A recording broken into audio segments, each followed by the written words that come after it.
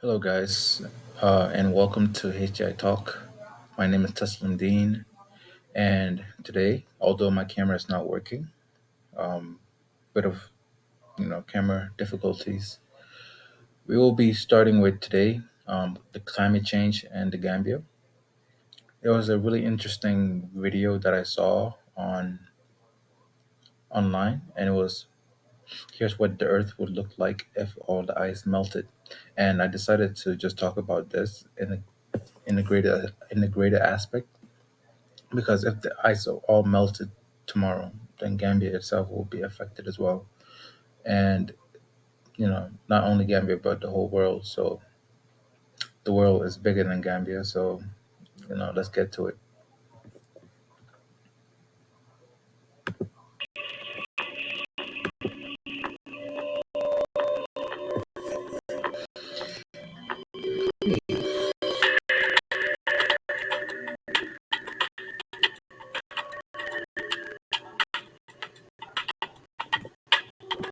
I'm going to pause the video. So here is showing Australia first, and if all of the Arctic and the North Pole melted from climate change. So obviously, most of the outback, surprisingly, would be inundated with water. So the eastern side of Australia in the outback would face severe flooding, and I believe Sydney will be affected as well, and also another major city in Australia, and to all the way to the left, all the way to the west. I don't know if you can see it, but it also mentions that Perth, which is essentially the capital of Australia, I did not know that, will be affected as well.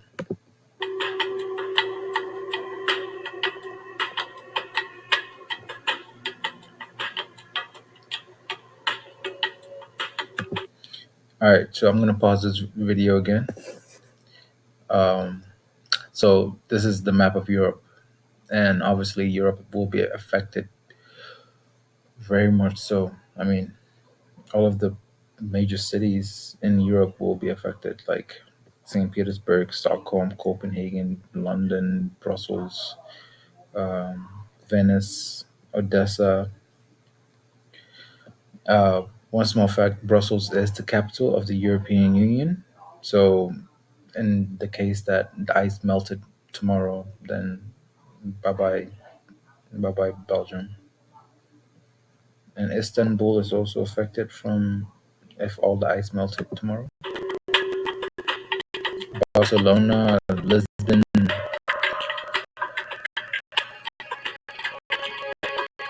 and ooh, and this is West Africa will be affected as well, mainly because West Africa is so close to the sea, and I mean to the ocean, and the Gambia will be swallowed up in one night.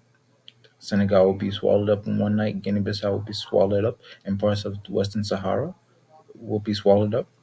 So it's very important for us Gambians to become more proactive in climate change because who knows? Worst case scenario, by the end of the century, we might not actually have a country to call home because it's undersea. So we might call Atlantis our home. So let's we should become more proactive in climate change advocacy. But the current political situation right now is not prioritizing that as its main goal, and that will be an issue in the next, I would say, 8 to 10 years, according to the UN estimations about climate change.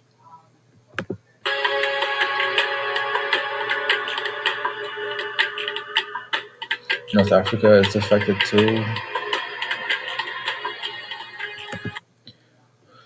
So obviously, North Africa will be affected greatly, mainly Libya and parts of Egypt, Western Egypt, and also the Middle East will be affected, um, mainly in the Persian Gulf, you know, parts of Saudi Arabia, modern day Saudi Arabia.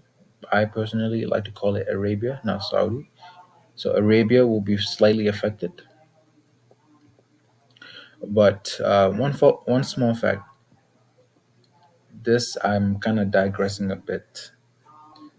The Garden of Eden in the biblical stories was said to be located here in the Persian Gulf, but after the last ice age, um, when the ocean started to rise up again because of all of the melting from the ice poles from the north and the south poles, it was swallowed up, and essentially um, the the the Garden of Eden is now underneath the Persian Gulf.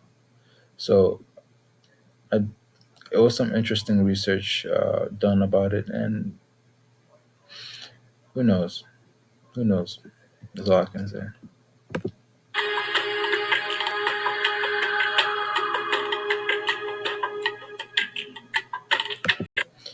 India is also affected. Mumbai, Kolkata, and parts of Pakistan will be greatly affected, like Karachi, Bangkok, Ho Chi Minh City, Vietnam, Hong Kong, Shanghai, Beijing. So China is greatly affected. I think China is affected more than any other country. And Latin America, but it's mostly the Amazon, just like imagine in number or in size. So like the Amazon greatly expands in size. So it will go from the longest river to perhaps the largest river on Earth, and it's more like a. It turns from a river to more like a sea.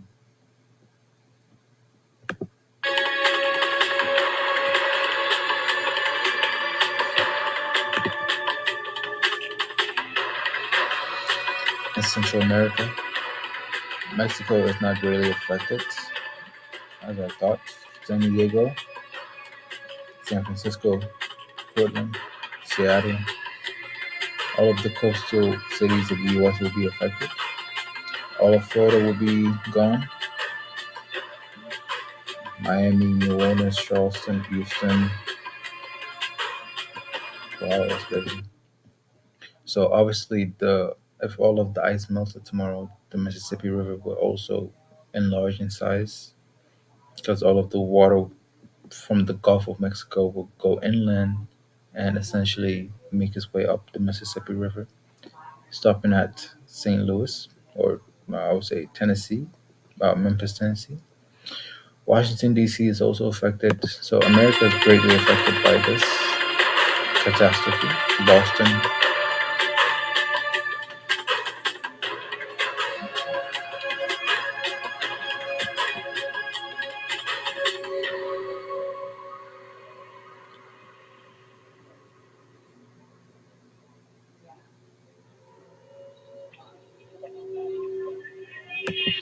Okay, so I think that's the end of the video. Essentially, the video was very interesting.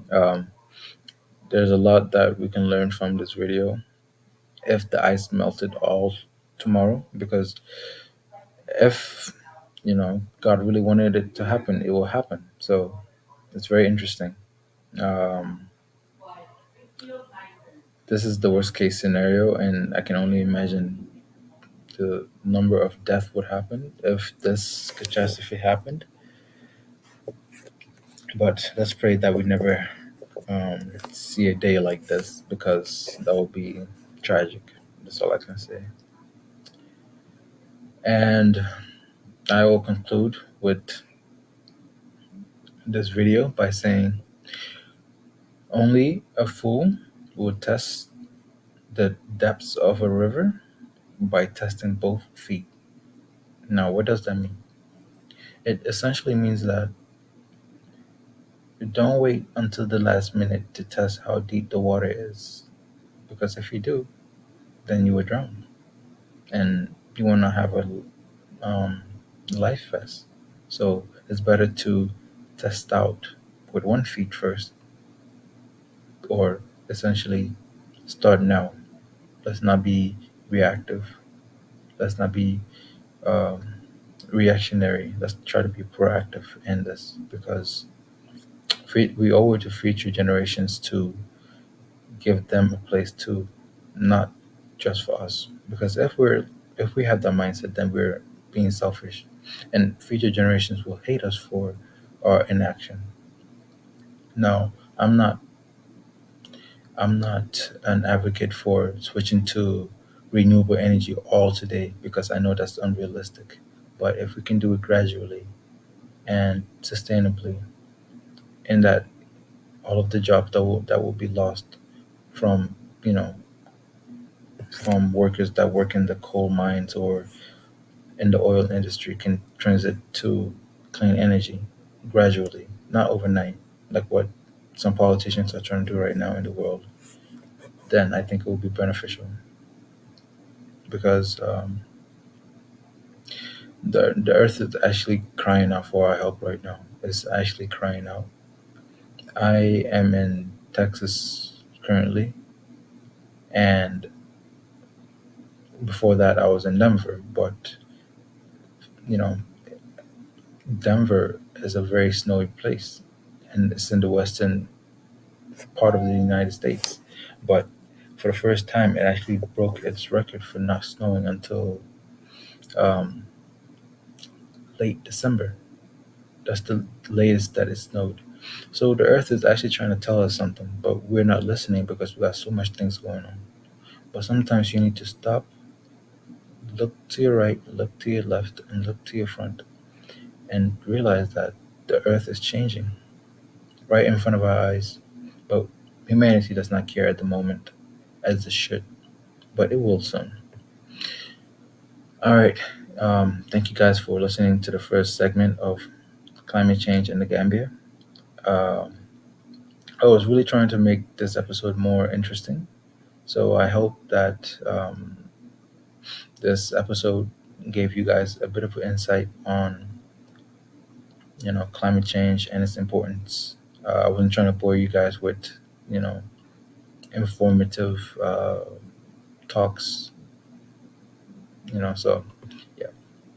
All right, guys. Thank you so much for listening to me, and take care. See you soon.